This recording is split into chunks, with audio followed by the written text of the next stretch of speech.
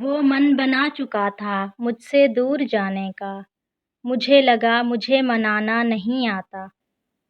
محبت سحری میں پیے گئے پانی کے آخری گھونٹ جیسی ہونی چاہیے، جس کے بعد دوسرے گھونٹ کی گنجائش نہ ہو۔ اکثر ہم نظر اندازی کا شکار انہی سے ہوتے ہیں جن کی قدر کچھ زیادہ کرتے ہیں۔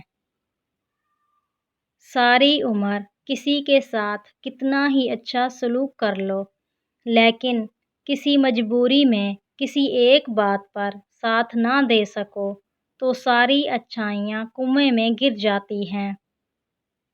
دولت اگر کسی شادی کی ضمانت ہوتی تو سب سے زیادہ خوش بادشاہوں کی بیٹیاں ہوتیں۔